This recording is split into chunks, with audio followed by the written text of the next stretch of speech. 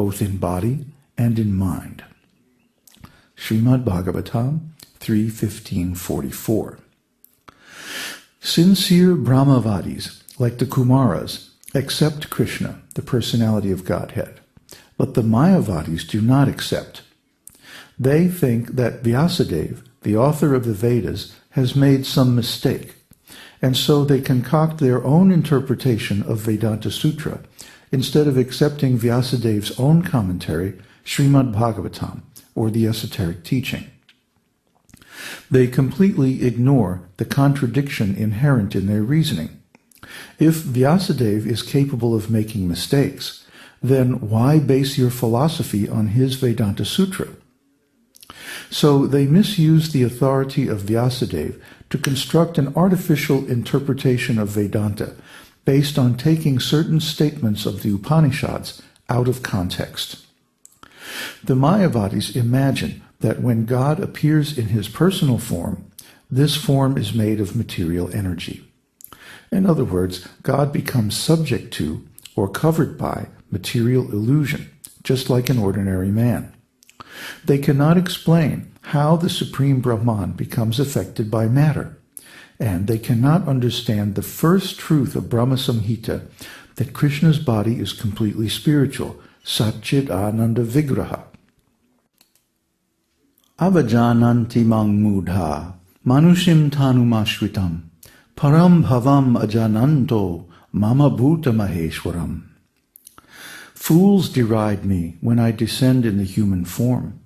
They do not know my transcendental nature as the Supreme Lord of all that be. Bhagavad Gita 9:11. Here, Krishna directly calls the Mayavadis fools and asses, mudha. Krishna is our master, so we have to repeat the same. It will not help us to avoid the issue or cover it over out of some misguided sentiment for political correctness.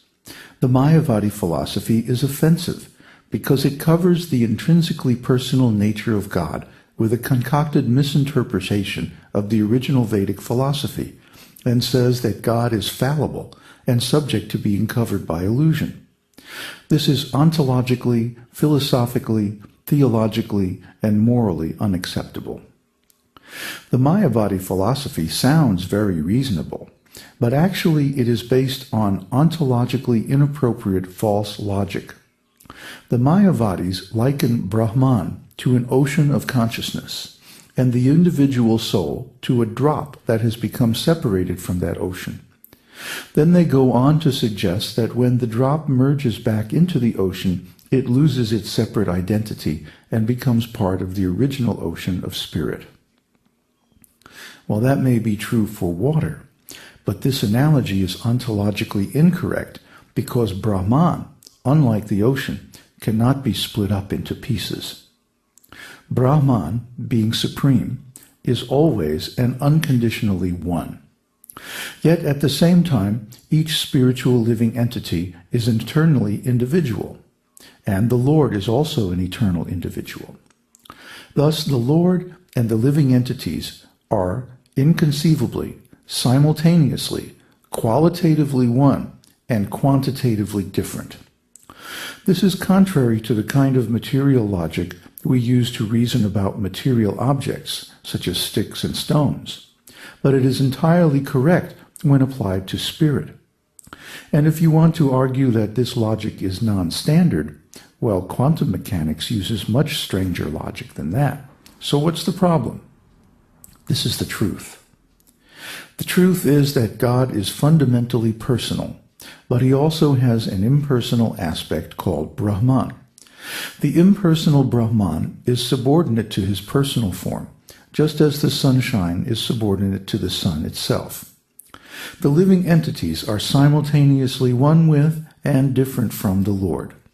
This philosophy, known as Achintya Bheda Bheda Tattva, was taught by Lord Chaitanya to his direct disciples, and it is the same philosophy expressed in Vyasadeva's commentary on his own Vedanta Sutra, Srimad Bhagavatam, or the Esoteric Teaching. So, in a way, I can sympathize with our reader who cannot see the connection between Mayavadi philosophy and the modern world, the condition of immorality and unethical behavior, godless behavior in this material civilization. The connection is not at all obvious unless one knows the real absolute truth.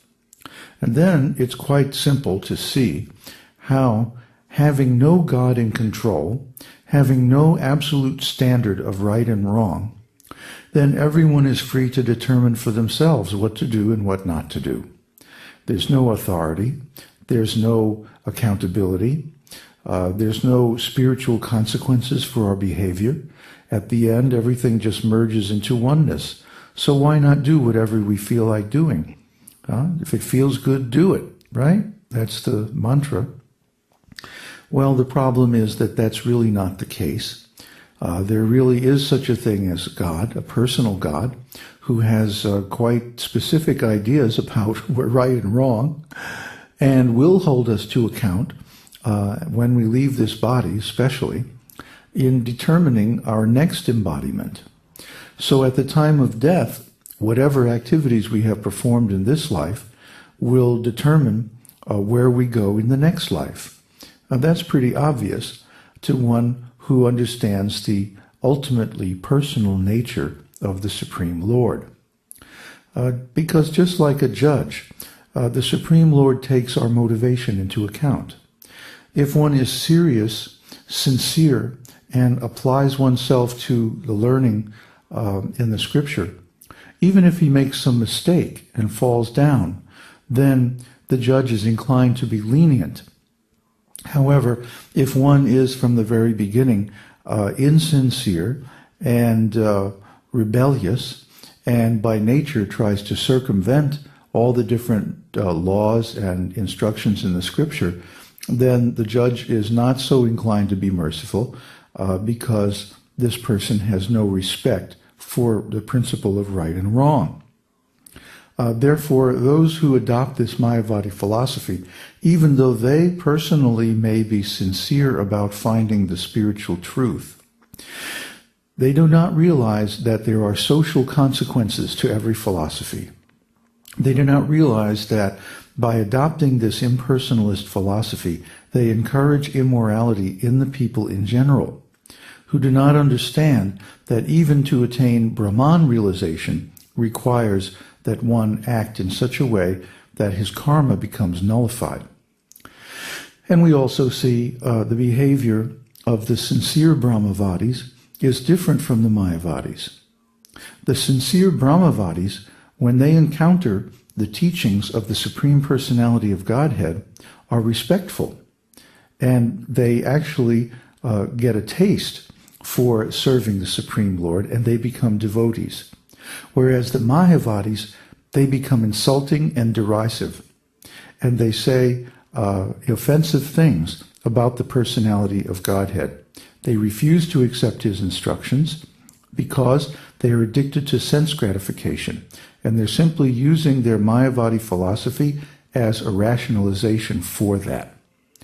So we have to accept the fact, as it's stated in the scriptures, that the Mayavadi philosophy is the cause of all the immorality in Kali-yuga. If we accept this teaching, just like so many other teachings, it smooths the spiritual path for us and makes it easier to attain our perfect bodies.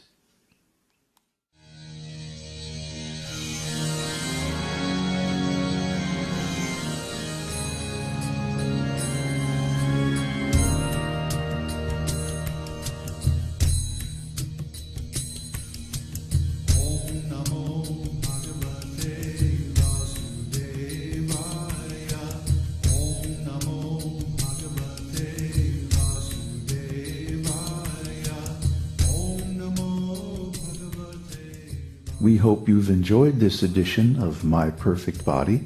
This is David Hughes, your host, reminding you to visit us on the web at esotericteaching.org, where you can purchase the complete Esoteric Teaching Introductory Seminar DVD and many CDs of transcendental music and mantras.